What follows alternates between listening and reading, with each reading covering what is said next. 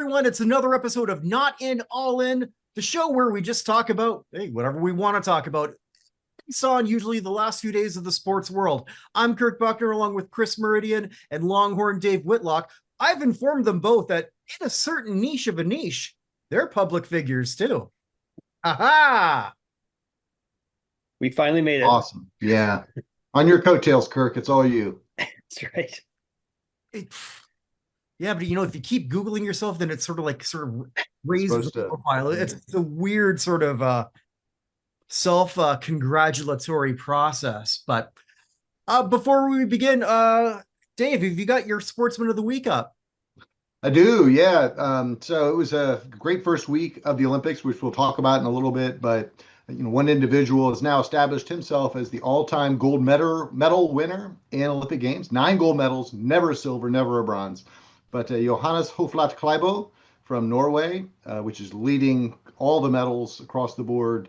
He won this is his third Olympics, and he's now up to 9 gold medals. He just dominates the field. He's that guy that you've seen that meme running uphill on his skis, doing like a 6-minute mile. That's Johannes Hoesflot Klaebo. So worthy sportsman of the week. I like to delve into off sports during this time of year. So it's take a look. It's at www.lhd-on-sports.com. Always every week, new sportsman of the week or sportswoman of the week.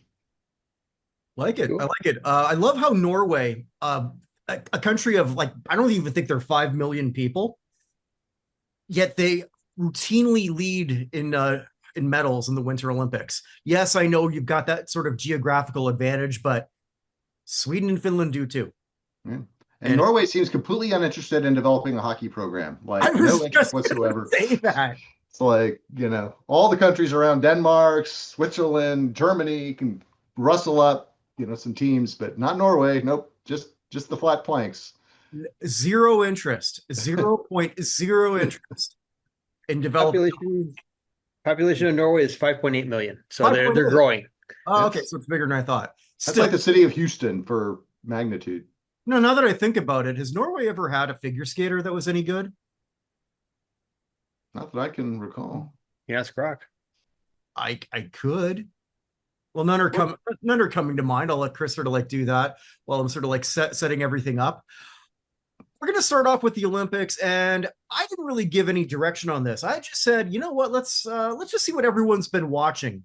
As we're, I believe, 10 days in, we're recording this on the evening of February 17th. And I'll start off with myself. Here's a shock. I've only been watching hockey. Oh. I'm living here in the West Coast. I've been waking up or sometimes staying up till 3, and then I have to stay up for all the other games. I'll be definitely doing that now that the quarterfinals are set. The hockey's been very, very good.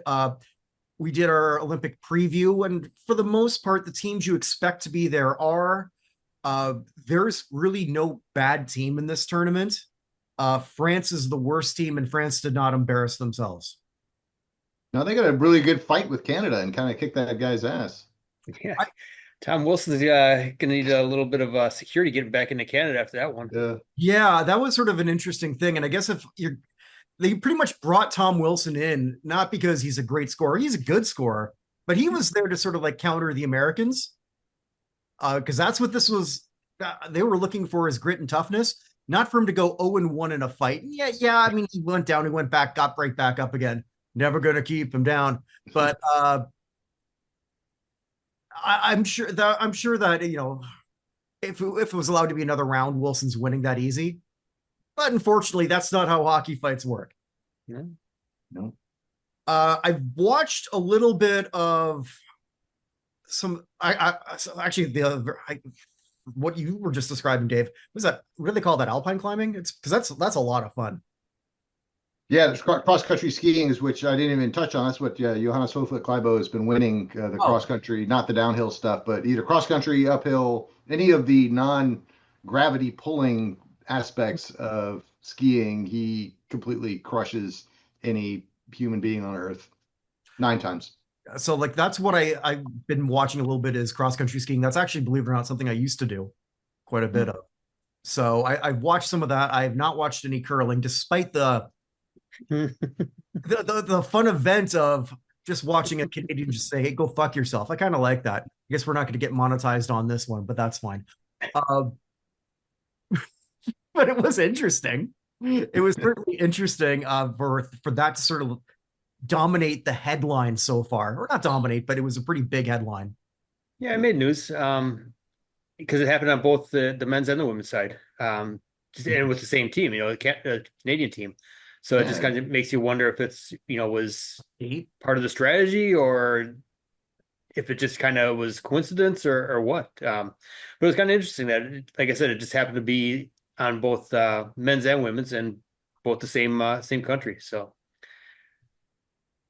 well, I did have to clarify afterwards. We're trying to shed our nice guy image. Although yeah, I like that. I mean, you're fighting the French, you're cheating and curling. I mean, this is just a whole new maple leaf turned over for our Canadian sports partners. There's a reason why on Team Canada the maple leaf is black. Right, so you get Ben Johnson to carry the flag at the closing ceremonies or what? Okay, Ben Johnson. That was. I remember that in real time, guys. You want to talk about I guess low key racism. I remember that the day after he got caught, he was no longer Canadian Ben Johnson. Every news cycle would be Jamaican Canadian sprinter Ben Johnson. They added that Jamaican part so fast. Yeah. Faster than Ben Johnson could run taking steroids. It was certainly something very they wouldn't necessarily get away with now. The only other thing I watched, or I didn't really watch it, I just sort of like paid a bit of attention to it, is I guess the quad god did not succeed very well. Ilya Malinin, am I pronouncing that correctly?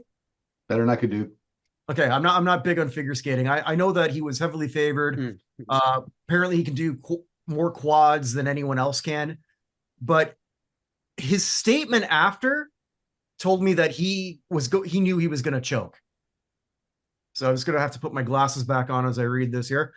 So here's what he had to say. On the world's biggest stage, those who appear the strongest may still be fighting invisible battles on the inside. Even your happiest memories can end up tainted by the noise. Vile online hatred attacks the mind, and fear lures it into darkness, no matter how hard you stay sane. Through the endless, insurmountable pressure, it all builds up as these moments flash before your eyes, resulting in an inevitable crash. Inevitable.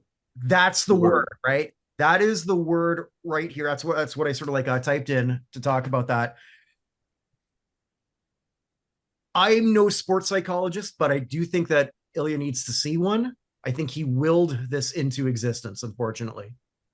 If he is getting all this online hate, which I'm sure he is, because everyone does. Even you, Kirk. I've seen some of the mean tweets. I've had a show about that. Right. Or not mean tweets, but Kirk reads your comments. I got to get back to that, but and eventually I will. But I don't. We've seen choke jobs in sports. We've seen it in team sports. We've seen it in individual sports. This looks to me like a Kurt Browning 2.0 in a way. And you both may not know him.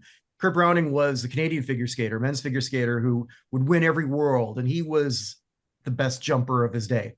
And every Olympics, he choked. Every single one.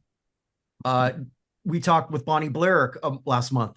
So it gives the memory of Dan Jansen, who would trip at the starting line almost. How many times did you do that, Chris? Like, I know you're bigger on at least twice in was it Calgary, and then was able to kind of overcome it in I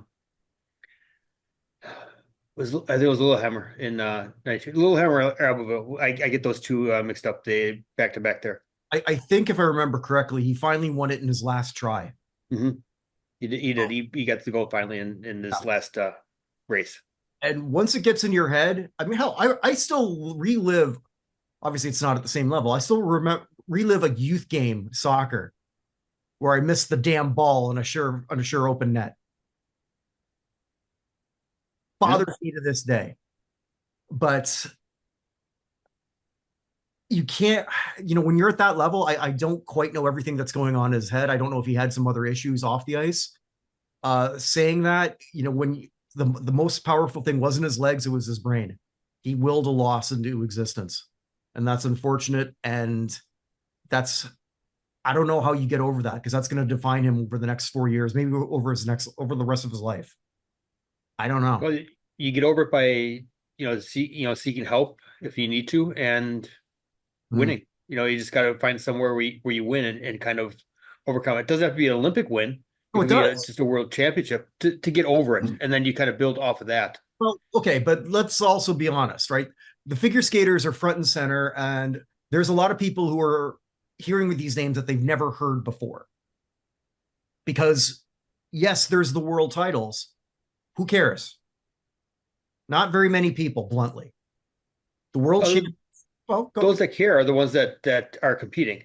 I know, but that's another level of pressure. Sure. I mean, for everybody else, it's going to be the Olympics again. But for him to get back on track, it's going to be, a step.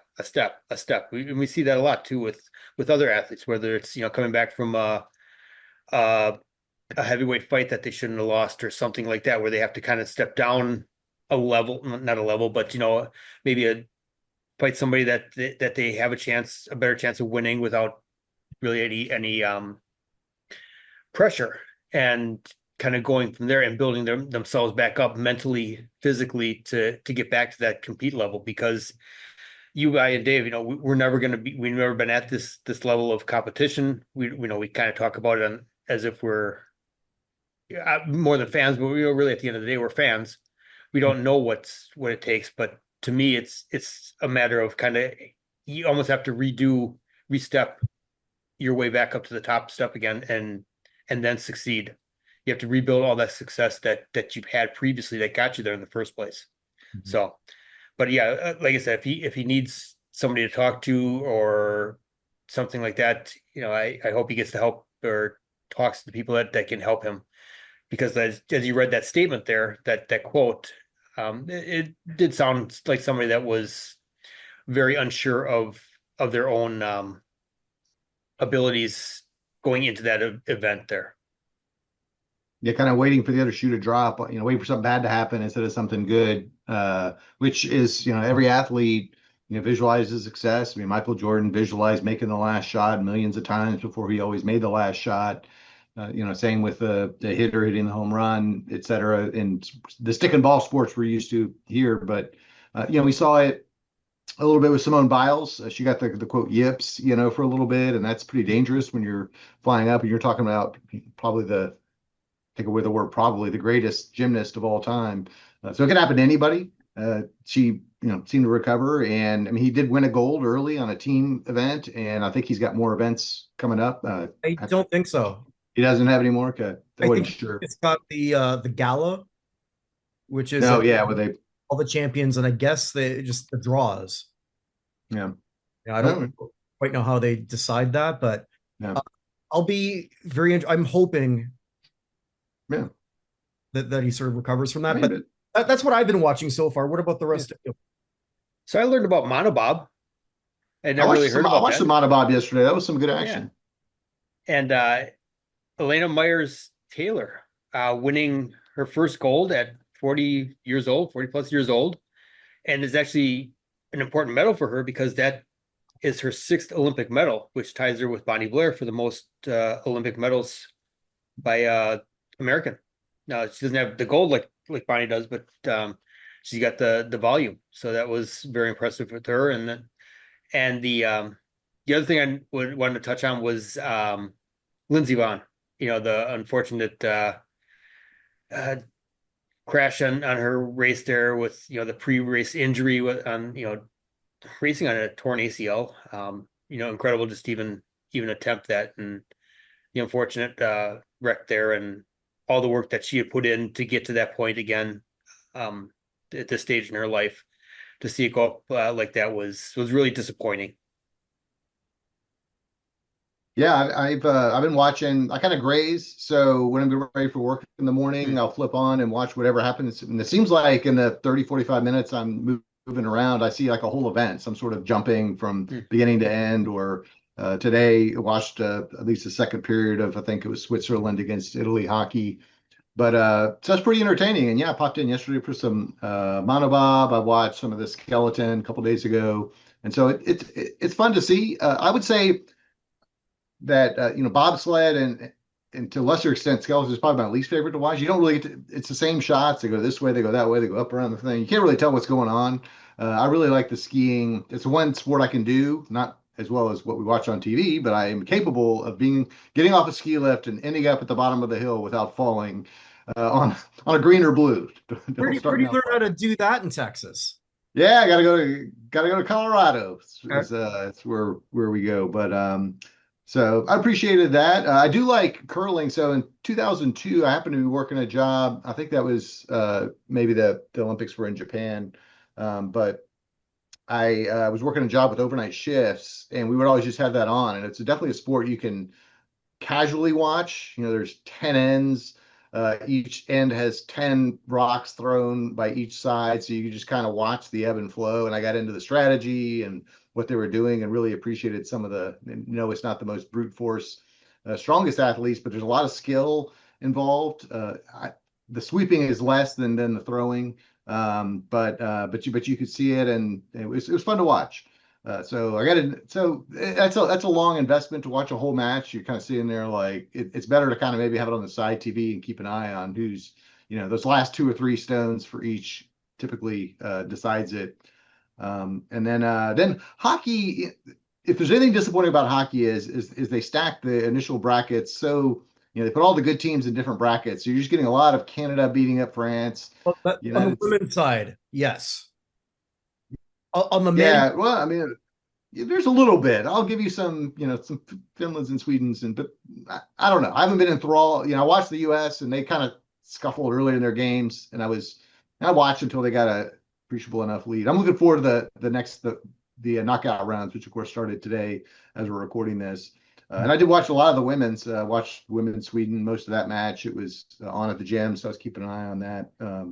So I think we're going to get to the best part of hockey. Certainly, everybody's on this side of the Atlantic Ocean, we're looking forward to Canada against the United States, but there's a lot of hockey to be played. So we'll see how it pans out. But that's kind of how I've been, a little bit of grazing and speed skating. Chris, I know you mentioned you've been watching some of that. We were watching the other day, and I at one point it was on the side TV, and I had no idea what was happening. There was people going around, and then people in the middle were kind of going around with them, and then they would jump in and push each other. It was some sort of team relay that was very, very complicated in the way the rules worked. And we tried to figure out what the heck was happening, but whoever got pushed the farthest seemed to be doing the best. So a lot of different aspects. So, an American won the 500 meter. That was really exciting. I watched that beginning to end, where they just basically just tear at it for 30 seconds or whatever. Yeah, that was Jordan Stolz there from west of me here in Wisconsin here. So he's got the 500 and 1,000 meter gold medal this year in speed skating. That event sounds like the team pursuit that you were watching there, where you got the three skaters. Yeah, it's chaos. It is, and wait, I don't know if you watched any of the mass start races yet or not. But that's another one where you have just as it sounds, it's just a bunch of skaters there, all going out at the same time, and they got sprint laps and they got kind of coast laps, and it's interesting. It's not what I'm used to with kind of what we all grew up with just basically the individual, however many laps you got to do there for the meters. Yeah. But I mean, Jordan Stolz, outside of the U.S. Hockey teams, really has kind of been the standout athlete for us here, with the 2 gold medals. So props to him and what he's been able to accomplish here. Young guy, so he's got more chances. You would think another 4 years to add to his medal totals. So congrats to him.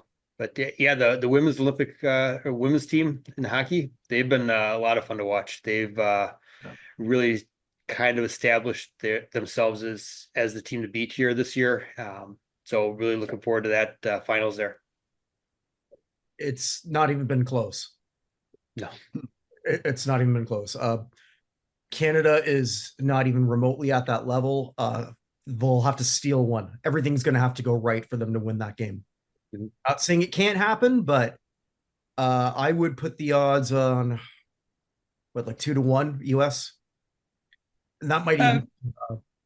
sure. I mean, they obviously played in preliminary rounds, and that didn't go well for Canada. But you obviously from your side, as a Canadian, you want to take something from there. You want to try to figure, okay, we learned and now we know where to improve. Whereas United States, like, okay, we got to step it up a notch here because they're not going to, take that line down. So. No. One thing though, I don't know if you've noticed this watching, because Dave, when you were watching that hockey, did you have the sound on? Off and on, depending on where I was. So on some of the lesser games, I've been watching it because I got the Peacock app, and maybe it's different from I've only been watching it on Peacock. I've never heard a British hockey announcer before. I didn't catch that guy, but I heard about him. I am assuming he's British. I don't know, but it was like the first time when they had the World League of Football, and I was actually watching that, and he's just spiked the ball. It's just not. It doesn't work. It's too calm. Yeah. He shoots. He scores. No. Oh, look! Looks like they're going to be in a bit of a tussle there. Hopefully, no one gets hurt. It does. It's like even watching soccer. If I hear a non-British voice, it doesn't work for me. But anyway. Yeah, me and Captain Jack have been watching the Peacock app as well, and it's I kind of like the broadcast when it's not the United States or the Canadian, where they have like the CBC or the straight NBC sports team with the no talking heads in between show and everything else like that, and you just get the drawn back arena shot, and you got the I like the other fact is I like the boards without the ads. It's just so tired of the ads everywhere, and to see they got obviously design on the boards for the Olympics, but no ads on there. I like that too. It can be off-putting when it's changing ads too, but it's not really happening because it's all, and especially if I'm watching a Jets game, and sometimes I won't put on the Jets feed. I'll just put it on whatever it is that comes up. It's like, I know that arena very well. I know that there's no ad for Kroger. Yeah. We don't have that or whatever it is. Or muck and fuck law firm. Although one thing I do like was it the TNT? I think it was TNT, where they would actually have, when it was power play, they have the time kind of on the ice there, kind of in the back there. I like that. But the rest of the digital boards and all that kind of horse shit, I'm glad that's gone for this event here. Well, moving on from the Olympics, do we want to look at who are the finalists for the Basketball Hall of Fame? Yeah. Sure. All right, so I'll read them through alphabetically, and then you can, as we do each one, then just shout out whether you like it, don't like it. We'll move from there. The first thing is we have a team, the 1996 U.S. women's team from the Atlanta Games. Dominating team. They beat everyone by an average of 20 points, beating Brazil in the finals. Loaded roster: Jennifer Atzi, Teresa Edwards, Lisa Leslie, Rebecca Lobo. I'm not going to read them all, but Dawn Staley, Sheryl Swoopes, coached by Tara Vanderveer. They love putting teams in. Oh, before we sort of go in, for those wondering how the Basketball Hall of Fame works, and if they have set amount of finalists, they don't. They change it from time to time. How many of them are going to get in? We don't know.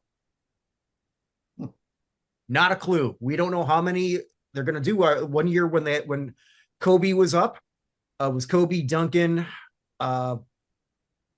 Garnett. There was a coach, I want to say Pierce. No, it was different year. Okay. Well, whoever it was 5 nominees, and only 5 finalists, all 5 got in. Sure. We have a lot more than 5. So is what it is. I mean, if we're going to try to explain it, we can't, because they won't. So here we are. Jennifer Otzi is also nominated as a solo. Very good career. Took Stanford to a championship, basketball player of the year in college. In addition to the 96 team, she won 2 more gold on FIBA World. Already in the women's hall, but it's going to be a hard one for her because of 2 women that I'm going to talk about later. Yeah, I would agree with that.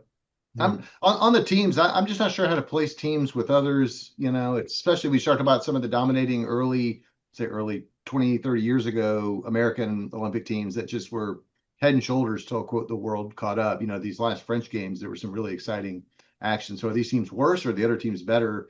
The fact that they beat everybody by 25 points and they're star-studded, that sounds great. Put them in the Hall of Fame, but I don't know. Teams are weird to me. I'm not used to that.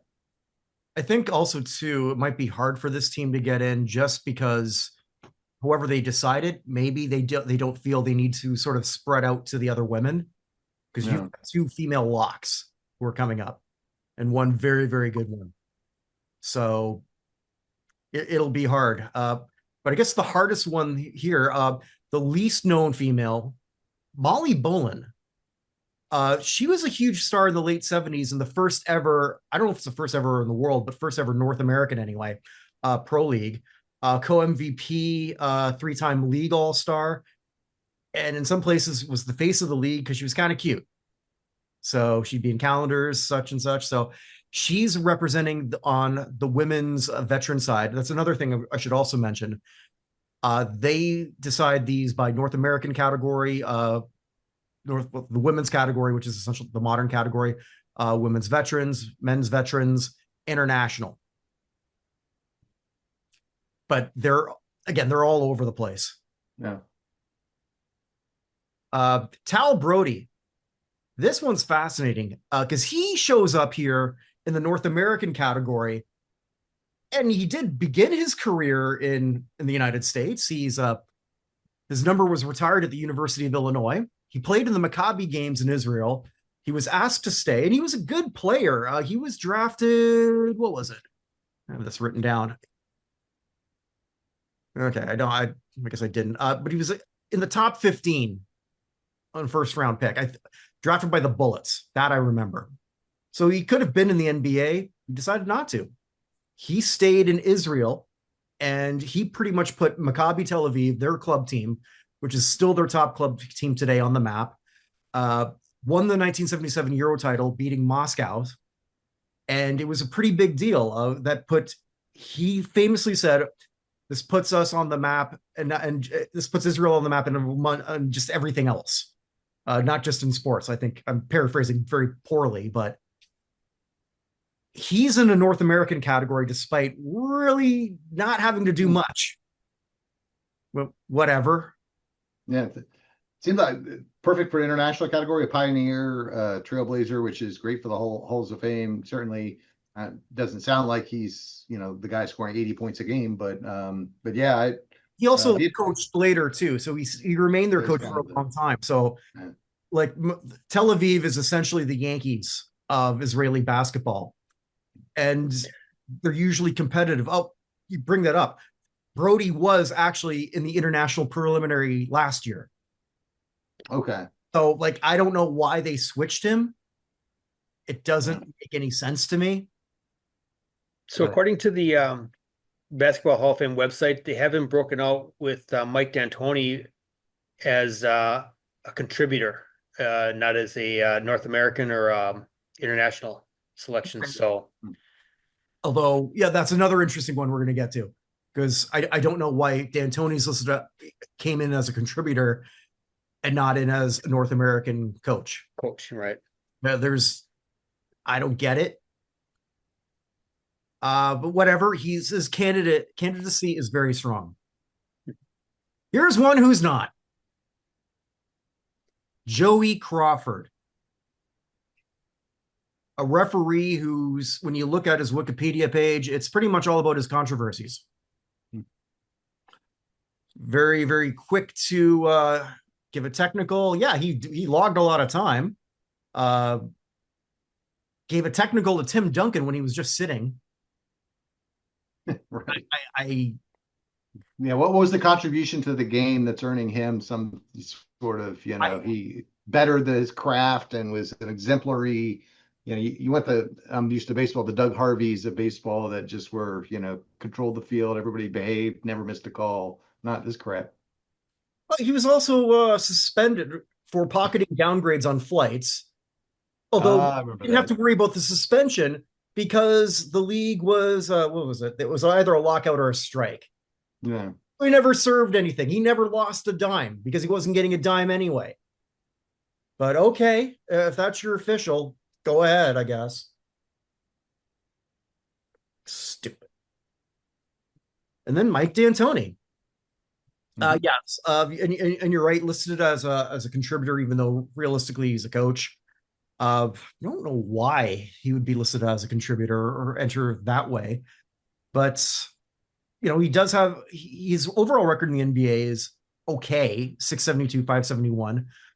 I think a lot of people in New York dislike him because he didn't bring them over the hump.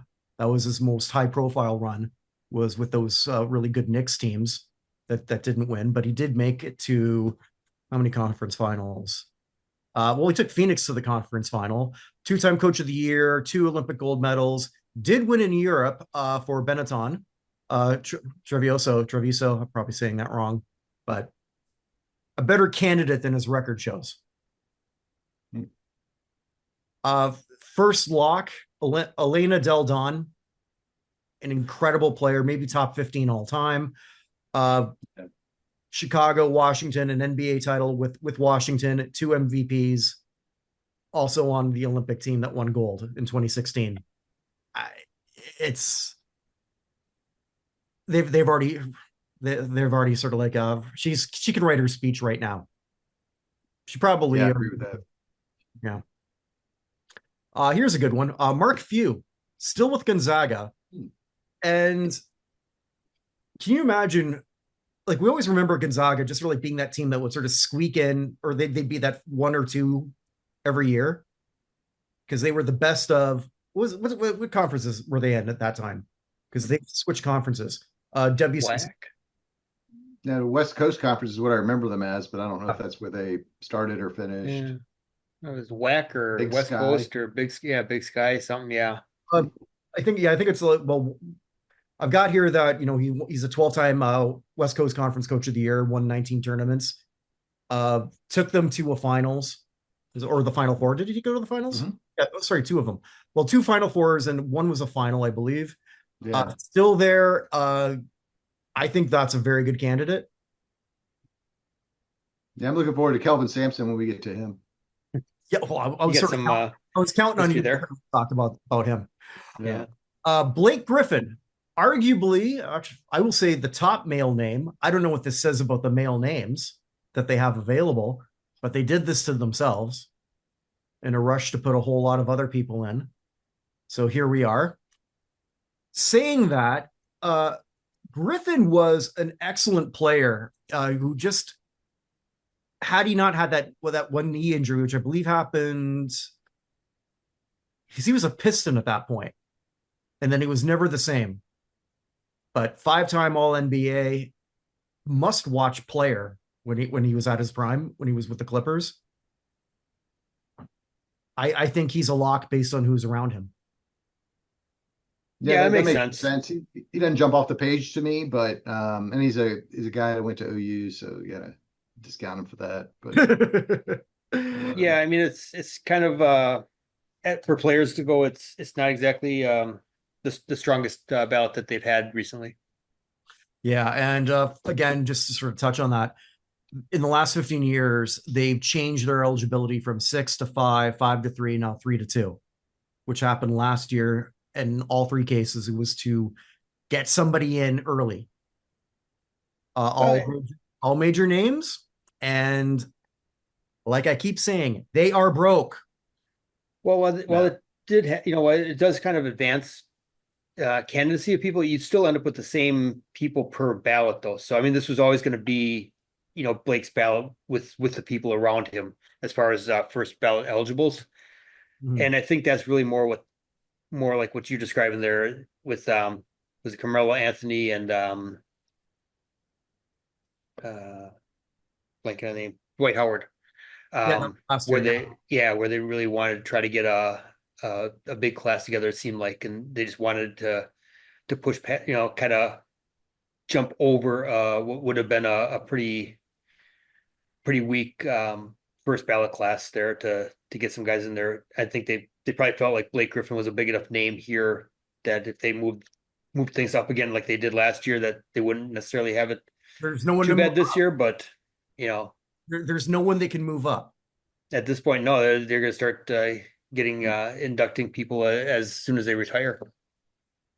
Wait for it. If LeBron retires this year, I Yeah. guarantee you they will waive it. I guarantee it because they need him. There's no doubt in my mind. Yeah, my rant would be, I think 5 years is the right amount. You need that time to cool off period. And Yeah. I mean, at the end, the same guys will probably get in. It's just, there's something about stepping away and being away 5 years like Ichiro was for the Baseball Hall of Fame this year. Then he comes back and you're like, I remember him. I remember. And you put all these highlights back on, not just like, oh, look, they were in the playoffs last year and now we're, putting him in. But nobody asked me. So, Yeah, I think 5 years, like you said, that's a great window. You Yeah. don't forget about the player, but you don't. So when the name comes up, it's like, yeah, I remember him.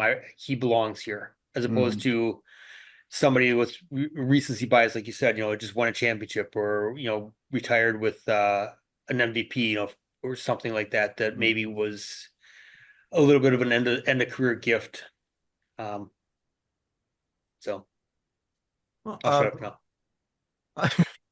Well, the third biggest name on the female side, Shamik Holdsclaw, 3 consecutive championships at Tennessee, College Player of the Year, 6 All-Stars in the WNBA, including a scoring title and rebounding title. Another person already in the Women's Hall of Fame, Women's Basketball Hall of Fame. If someone gets sort of left out of that big 3, I mean, it's going to be her. We'll get to the other person who is another lock, but I don't know. It might be interesting to see if they hold one back. Holdsclaw was, top of the game for a certain period, certainly in college, and then, transcended that to the WNBA. So I would a big, strong yes for me. Yeah, and it's just a testament to the loaded ballot on the female side that she's number 3. Right. Pecking order. And I don't think that's a slight to her at all. And the international candidate, the official one anyway, Dusan Ivkovic, already in the FIBA Hall of Fame. Here's what's interesting. He played 10 years in the Yugoslav League. Initially, they had him listed as a player on the bio. We'll just we'll just say his name and then player. Yeah, he was a good player, but I mean, as a coach, he's a legend. That's why he's in the FIBA Hall. For Yugoslavia, then later Serbia. He's got 3 Eurobasket gold medals and a gold medal in the Euro Cup? Dun, dun, dun. Let me just check this again. A FIBA World gold medal. So if you're going to have an international coach, it's about as good as you can get. The international nominees that they had on the preliminary list, they're all stacked and loaded. Unlike on the North American side, which is very, very strange. Let's talk about a pair of Johnsons. First, Just Kevin. Just 2? Okay. Dude, just a pair. Kevin Johnson. Played his college ball at California, drafted 7th overall by Cleveland, but it was in Phoenix where he made his career. 4-time second team, 1-time third team, all NBA, 3 All-Stars. Just great distributor. Had he not had some issues off the court, he might have been in already. Yeah, it feels like this is his year. Like they've kind of, like you said, made him wait a little bit longer than he probably should have. But based on what he's done on the court, he feels like, to me, one of the strongest candidates they got up this year, at least on the North American side. Yeah, I'm probably a soft no. Decent for 3-time All-Star, did you say? A line's got to be drawn somewhere. I'm a small hall guy. So. No, 3-time All-NBA. Oh, okay. Well, no, he was 3-time All-Stars. He actually 5 All-NBA. Oh, five then. Oh, Or okay. second team won, third team. Yes, Winnie, that's another dog outside. Yes. I I can go either way, but I don't think, I didn't pay the admission to a game to go see KJ do his thing. It's I believe like what Pete Rose said to me. Uh, I never went to never watched a Yankees game for Phil Rizzuto. Yep. Yeah, but KJ with Tom Chambers and Dan Marley there, that was That's a some pretty good times. fun team to watch there. So Yeah. Well, the second Johnson is Marquez or Mark. I never know how to pronounce that. Marcus. Marcus. Okay, Marcus Johnson. I wasn't even close. He was in the North American category last year. He was in the North American category for years. In his first time in the veterans category, I guess there's a recency bias because he's the most recent out of all of ones in the veterans category. Not necessarily the best one. I think there's some old school players from the 50s who have been left behind for whatever reason. But he still belongs here nevertheless. UCLA champion, National College Player of the Year, a first-time All-NBA, two-time second team, five-time All-Star, mainly known in Milwaukee. You're neck of the woods. Yeah, growing up, he was my favorite player. So I've kind of been hoping for him to finally get this award. Several years now, it seems like he's kind of right been there, and they just bypassed him for whatever reason.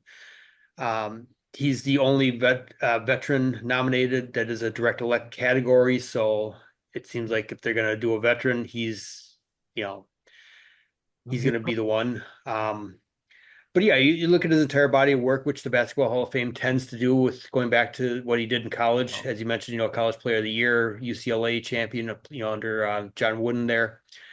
So he's, his career was interrupted by injury, a little bit of a contract dispute with Milwaukee that led to the trade to I think it was San Diego at the time. It might have been the Los Angeles Clippers, which actually, helped bring a lot of talent back to Milwaukee that kept them in the mix through the early 90s there. So kind of the one out of here that, is kind of near and dearest to my heart, having watched him when I was 4, 5, 6 years old. So I really, really hope that the move to the senior category here, veterans category as they call it, is the step that he needed to get into the hall here finally. I love his chances this year. Yeah. Yeah. I like some of those 70s, 80s players that, weren't Kareem or Dr. J that I think got overlooked a little bit. So I'll give him that. But, to your point, Chris, he barely played 20 games after the age of 29. His career wound down too soon. Certainly, I think if you could project him another 4 or 5 years, he would have already been in. So, yeah, for Chris's sake, I hope he gets in. I don't have a strong opinion. I don't remember watching them. They didn't show a lot of Milwaukee. They weren't on national TV a lot. It was mainly the Celtics, the Lakers, the Knicks, Sixers, all those teams. Knicks, So, Portland, a little bit, yeah. Yeah. Well, with all apologies to high school basketball, it's not my strength. So, Gary McKnight, high school coach, he won with Mater Dei High School. Took him to a national championship, 11 California state titles, and 39 league titles. So I guess he's good. Yeah, it's hard to put the high school, but okay, a state like California, and you're winning a bunch of titles, that's pretty good. I'm sure somewhere along the way, he coached a lot of good players that you could say that that guy made it to be a good college player or beyond. So given that, I'm sure that they filter that field pretty strongly, and they don't put forward 15 guys or girls to try to compare to against each other. Yeah, as good as any. Yeah, roll the dice. Who knows what the mood of the committee might be? Yeah. Another coach, Dick Motta, took Weber State to 3 titles, but he was also in the NBA coaching the Bullets to a championship in '78. Also was a coach of the year. So I don't know what his chances are, but I don't have a problem with him here. But if they're setting a limit, again, we don't even know how they have votes. It seems like with some of the other heavier categories, he'd be facing an uphill climb, but certainly, winning a basketball championship in the city of Washington, D.C. appears to be a pretty big challenge because nobody's done it forever. So give him that. You're saying that Anthony Davis won't be able to sort of like change all that? I lived in Washington D.C. when Jordan played for the team, and they still Did you lost. really? So, yeah. I went to see a game or two. I don't know. I did see Jordan play when he was a Wizard. I had seasons for the Raptors. Yep. Yeah. So I mean, I never got to see him play as a Bull, but right. I mean, at least I got to see him. So, I saw him play as a Bull in the 1989 All-Star game. I think he was in that one. Yeah, because you've been to a lot more live sports than I have. Probably 10-1, I would think. Baseball, especially college football, especially. I've probably been to 10 or fewer NBA games and 5 or fewer NFL games. Okay, so I got you in basketball because I had seasons for a bit, and I used to go to a lot in the Raptors. The company I worked for, they had season tickets for the Maple Leafs and the Raptors, right? So that's when I worked for Sealy Mattresses, and you could sometimes, you could just sort of like ask for tickets just to take a client or whatnot. Yeah. Everyone asked for the Leaf tickets. I didn't. So I always went for the Raptors. Cool. Every time. Yeah. So like, I'm not going to go to a Maple Leafs game. Hell no. Because I didn't want to risk taking someone important and watching me boo them. Being humiliated. Oh, there you go. Our top candidate, who I think has the best chance, Candace Parker. If you put the Mount Rushmore of women's players, she'd be on it. I can't even list all her accolades that she's done, but just quick synopsis: Tennessee, 2 titles, 3 different teams, 2 WNBA titles, the Sparks, Chicago, and Vegas. Defensive Player of the Year, 2 MVPs, 7-time first team All-Star, 2 gold medals. Yeah. Wow. I think the only question is, who do you have as the headliner? Right. Like, would you actually headline with one of the women this year over Blake Griffin? I think I would this year. Yeah. Candace Parker would be great. I think. I mean, you just said gold medals, college championships, pro championships, 3 different teams. So, nothing. Absolutely, that's the way I'd go. Yeah, I think Candace Parker is the most obvious candidate here, and probably the one that you should market for your headline, your class here. Absolutely. Well, here's an interesting one to me. Doc Rivers. Okay, Doc has got a lot on the positive side. He's got that title. He's also named one of NBA's 15 greatest coaches. Saying that, and I've said this before, with all the talent he's had, he's only got 1 title. His stock in Milwaukee hasn't gone particularly well. Didn't go well in Philadelphia. With the Clippers, he couldn't get to the conference finals. Saying that again, I think he's number 4 all-time wins. I know he's up there. Yeah, he's had a long coaching career, so he's accumulated a lot of wins. But my opinion is that the only way he should get into the Basketball Hall of Fame is with a ticket. Pay the admission, sir. Yeah, exactly. Yeah.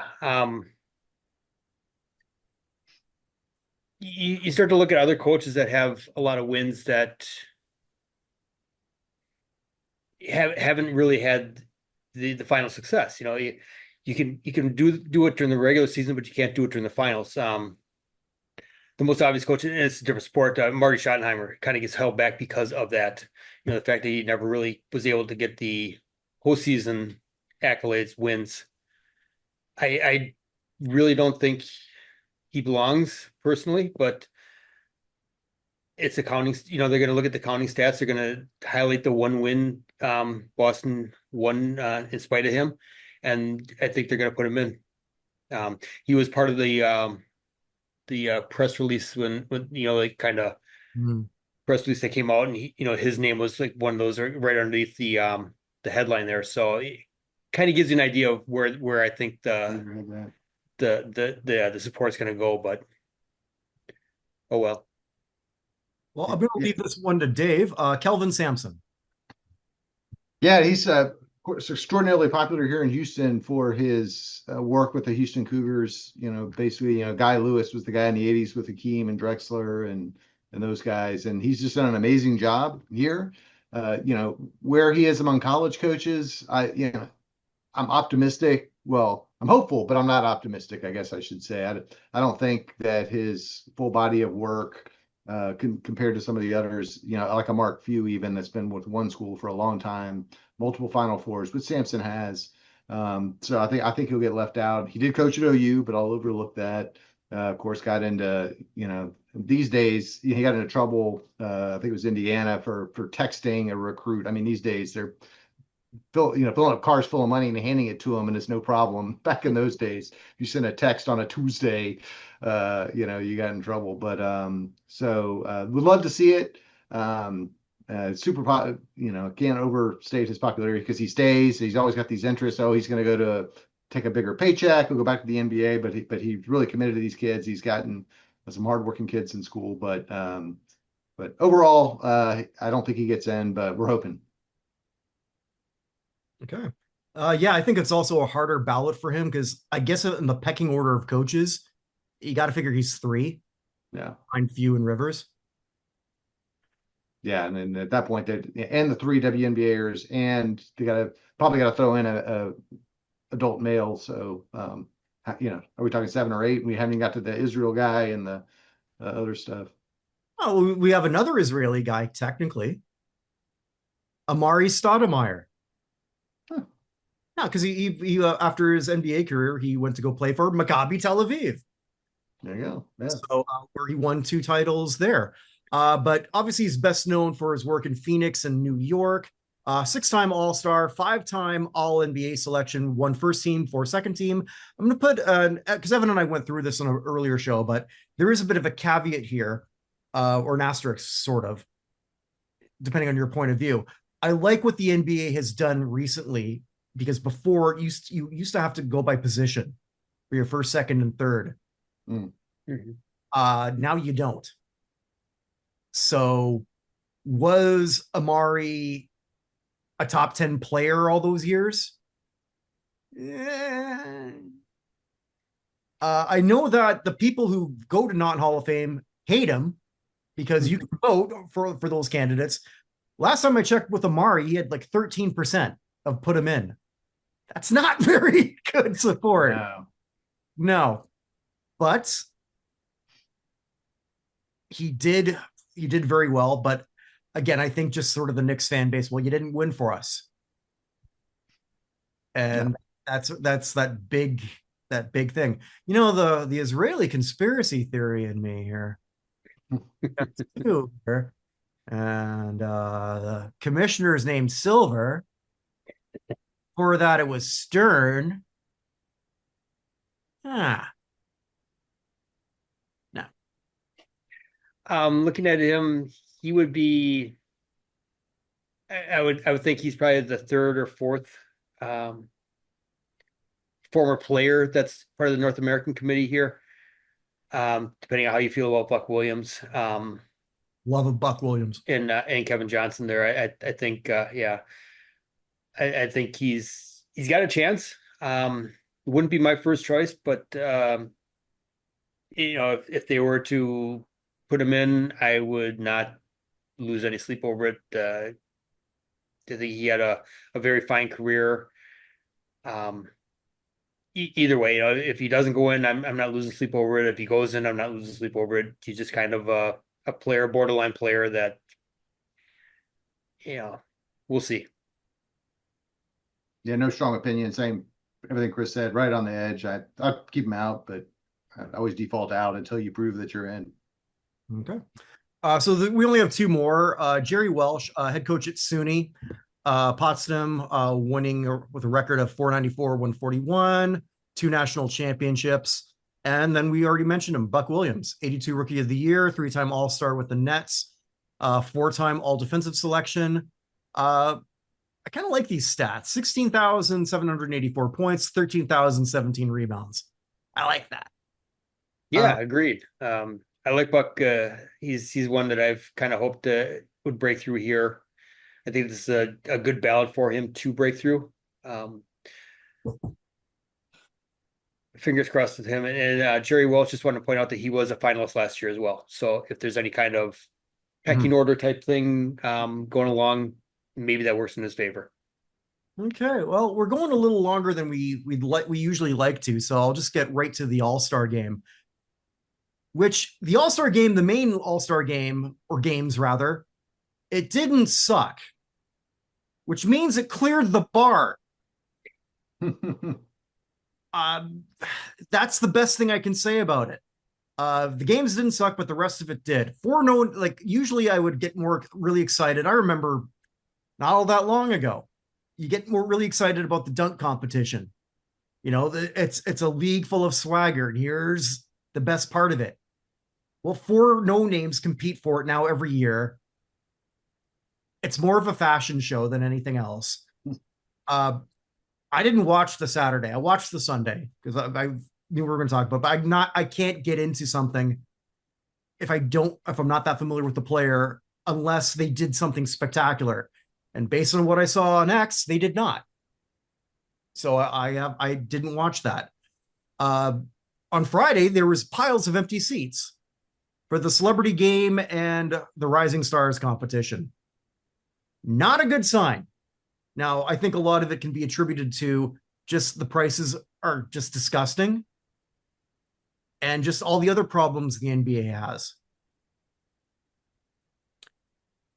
I thought do we want to comments on that, or do we want to play the first ever game show here at Not In All In? I didn't watch much. I didn't watch much of the action. I had it kind of on the side TV, but I was pleased that the players actually tried, and that's what the All-Star game used to be. Even though the finals would be 156 to 147, you would at least see token defense, and there seemed to be some pride among the teams. So I'll give it that. 100% on the earlier action. That the three-point contest had some big names, but the dunk contest, this guy's career 40 games or something. Not the Spud Webbs, Michael Jordan's, Dominique Wilkins, all those guys we used to see. 80s, yeah.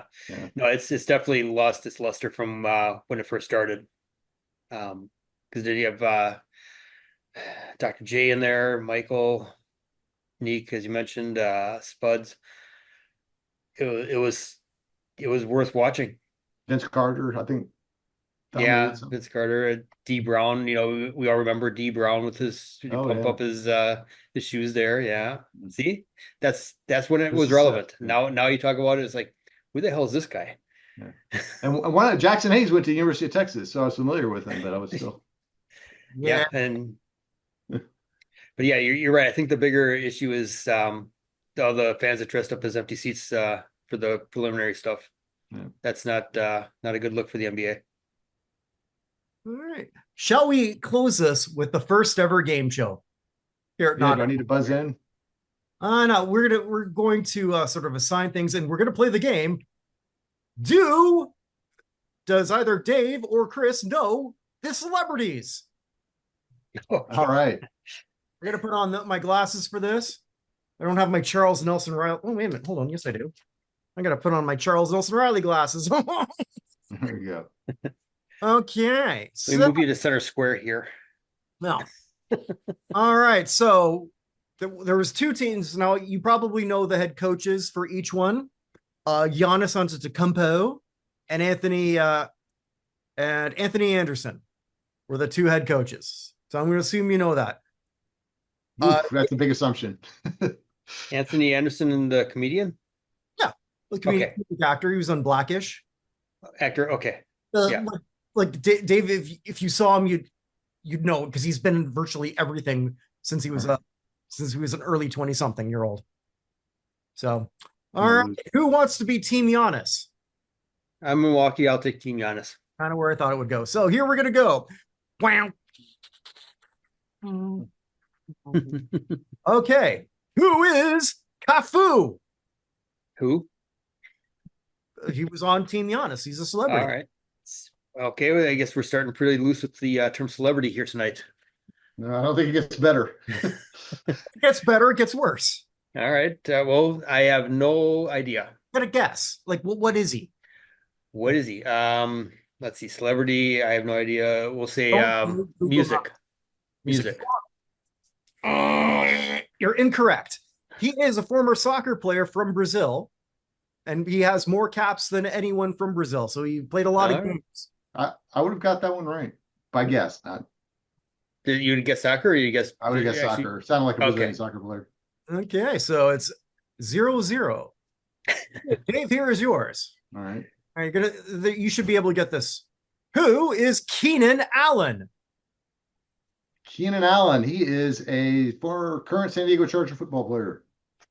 Good. Los Angeles Charger. Buzz. Alex Trebek would buzz me. Los Angeles Chargers. All right. 1-0 for Team Texas. All right. Chris. Yeah. Who is Jenna Bandy?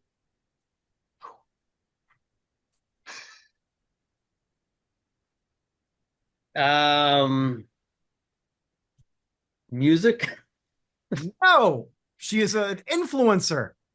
I almost said Instagram star, but Close. I don't know if that counts. That's probably anyway. Okay. Well, my wife just got here, which meant that the official judge Winnie just left. Okay. Yeah. Need action. Okay. I get a chance, and it doesn't have to go to the judge. Well, on the plus side, I'm pretty sure Dave's not going to get this one. Okay. Who, Dave, for a 2-0 lead, who is Badshaw? Can I get a spelling of that? Badshaw? Yeah. That's a very good question. Badshah.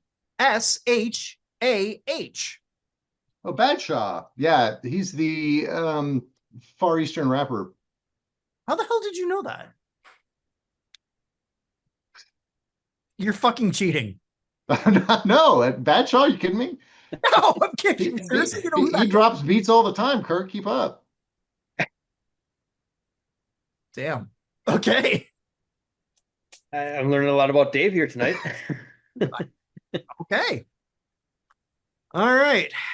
Chris. Yeah, I'm ready to embarrass myself a third time. Let's go. Who is Shams Charania? All right, I'm on the board here. He is some kind of basketball insider on X. Correct. I'm not sure if that's his only spot, but that's where I know him from. Yep. No, he's pretty much the big basket. Whenever there's a big NBA story, he's the one who usually breaks it. Yeah. All right. Okay, Dave. Who is Andre DeGrasse? Andre DeGrasse. Sounds like a European soccer player. No, he is a Canadian sprinter. Now I'm worried he's been Sportsman of the Week once. Look that up. All right. 2-1. Yeah. Round 3. All right, Chris. Who is Taco Fall? Taco Fall is a former basketball player. That is correct. Big tall guy. Yes. Oh, Played for Boston. I wouldn't have got that. That is correct. All right. Dave. Who is Matt Ishbia? Matt Ishbia. Sounds like some sort of physics professor from Italy. Is that your guess? Yes. Because I have no clue. Now, he is the owner of the Phoenix Suns. Oh, okay. Yeah. All right. So we are now at 2-2. Yeah. Chris. Yep. This man was the MVP of the game. Who is Rome Flynn? The MVP of the celebrity basketball game. And outside of the court, what is he? Rome is in the city. It is a city, but we're not going to give you anything there. He is an actor. All right. Actor. Okay. Errol Flynn's great-grandson. I don't know. Possibly. Oh, really? Okay. Okay. Dave, who is Cody Jones? Cody Jones was, not Kobe Jones. Cody Jones. Yeah, because I thought Kobe Jones was an American soccer player. I'll go with that in case I'm missing crossing paths. American soccer player. No, Cody is a member of a group called Dude Perfect. Oh yeah, they Oh, throw the basketballs from the top of Kyle Field and make the basket. Yep. Okay. All right. Chris, Yo, who is Glorilla? rapper, music. No idea. No, you're correct. It Okay. is. All right. Apparently, if you say rapper, you'll actually get a lot of points in this game. It turns out. Possible. All right, Dave. Who is Simu Liu? Spelling, please, Kirk. First name Simu. Okay. Family name Liu. Simu Liu. I phone a friend. Chris knows this one. Yeah, I'll give him the point. Go for it. I don't know it. Actor, Marvel, Shang-Chi. Shang-Chi, yes. Well, no, you can't give away points. That's how this works. Do I get to steal a point? What if he really deserved them? I wanted somebody to get it right. It's 3-2. 3-2. And based on who we got left, Dave, I would have put money on you. I don't like this for you. Mm. Now that I'm looking at really who's left. Yeah. All right, Chris, who is Keegan Michael Key? Oh, Key and Peele? Yes. Comedian? Actor? Yes. All right. 4-2. Funny stuff. All right. Dave, who is Mustard? Mustard. Mustard. Well, one of the racing condiments in some sort of baseball sixth inning stretch contest. I'll just say I'll say rapper. We're going to give you a half a point because he is a record producer and he's featured also too in that's great the Kendrick Lamar hit where he tells how Drake is a pedophile and he screams mustard. Oh, that was the producer. So what do we have here? 4-2.5. Fair. Okay, Chris. Yep. Who is Jeremy Lin?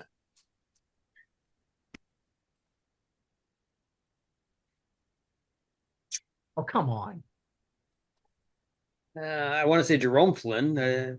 That's an actor, but Jeremy Lin, motorcycle stunt driver. Oh. You know what? All We're right. going to allow steals from the rest of the last 4 rounds, Okay. and they're only worth a half a point. All right. Yeah. He's got it. February 12th, 2012, Longhorn Dave Sportsman of the Week, former New York Knick and Houston Rocket. You remember the date? I have the sheet up here. Oh, okay. I had to look up that Canadian guy. He was not Sportsman of the Week, it turns out. The sprinter I didn't know earlier. Okay. Yeah, Jeremy Lin. He was basically the Linsanity, the first Asian American. Oh, okay. Yeah. It was quite the story for him. For about a week, and that was February 12th, 2012. Yeah. He's the 7th ever Sportsman of the Week. All right, well, it's 4-3. All right, Dave, you have Adrian Nunez. Soccer player. Do you want to try to steal for a half a point? I would have said a baseball player. He is an influencer. Mm. Because I guess he's not very influential amongst white people. Yeah. That should be if it's rapper and influencer, I think would get you a victory in this if you just said pick the right one. Well, this is going to be a hard one here. 4-3 currently. Was it 4-2.5? Apologies. I got 3. Dave got steal. steal. Yeah. Okay. Yeah. All right. Dave, you've got. Oh, sorry. No, this is Chris. Rick Schnall. Ooh. Doesn't sound like a rapper. Or if not, he needs a different name.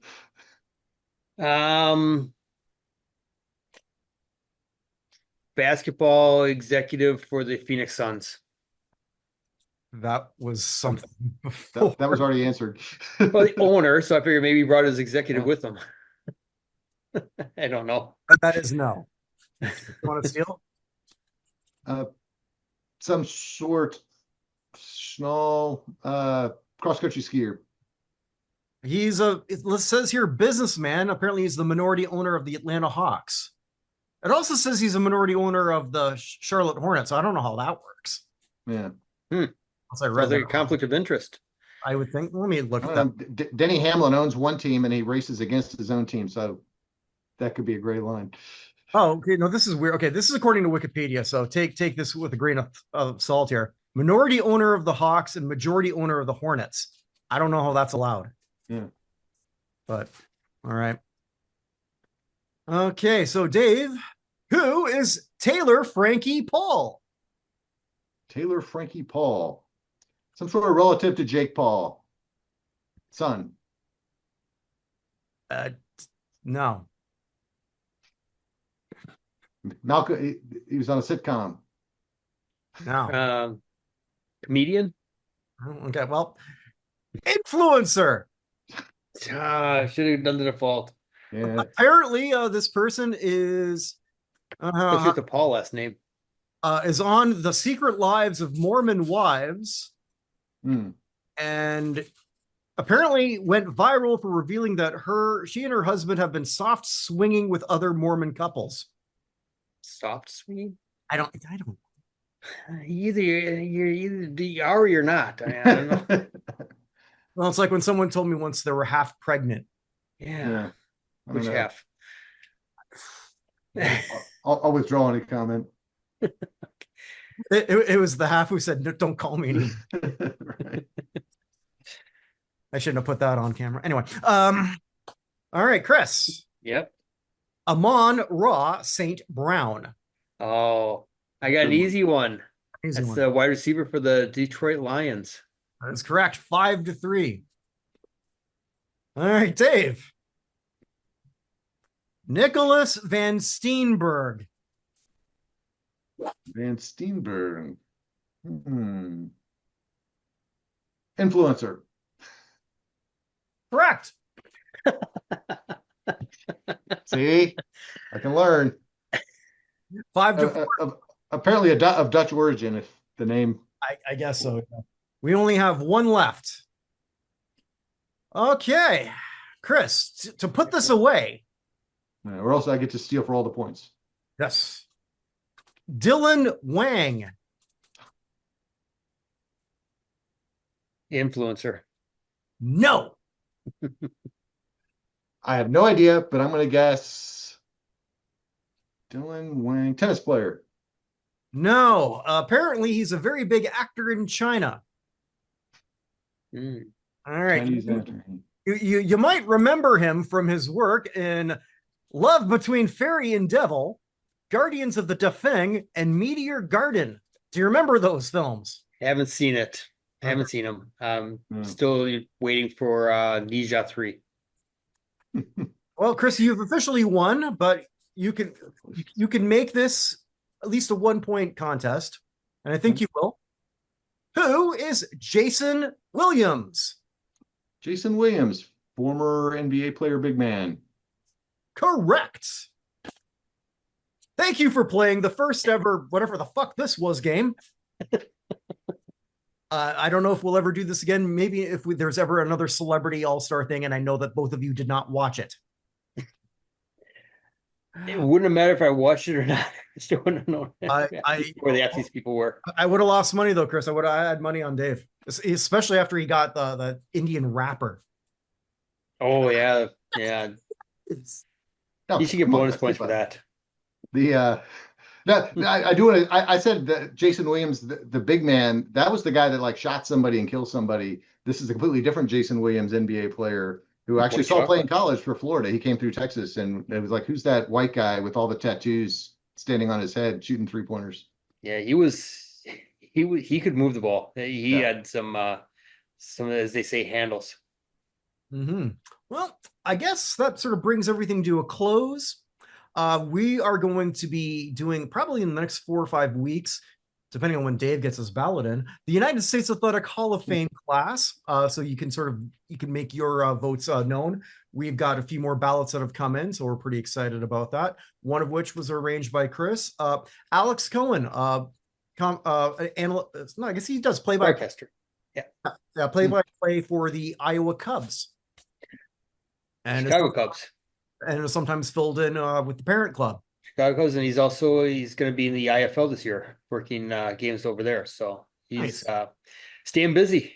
So I kind of had to try to get to him before spring got away from us here. So thanks, Alex. Appreciate you participating again. Yeah, so his vote is in. I'm pretty excited about when this all comes out. I'm actually been working right now. I'll be working with Upton Bell on this one to try to come up with the candidates for the journalists, or actually the analysts. I don't know if we're going to do the writers this year. We'll see, because that's an awful lot to put on me to write all these bios. But we will see. I have faith in you, Kirk. Well, at least someone does. So check that out. Eventually. You're in Seattle. Aren't they known for coffee up there? Just get a bunch of coffee and away you go. Start. What are you doing? I drink Molson instead. Molson. There's no Molson now over here, and I'm afraid to cross the border. They might not let me back in. My God, it's a scary time here, but that's neither here nor there. Everything we do, you can check out at www.notinhalloffame.com, the United States Athletic Hall of Fame at www.theusahof.com, and wherever you are, wherever you may be, make today count, because it never comes again. Take care, everybody.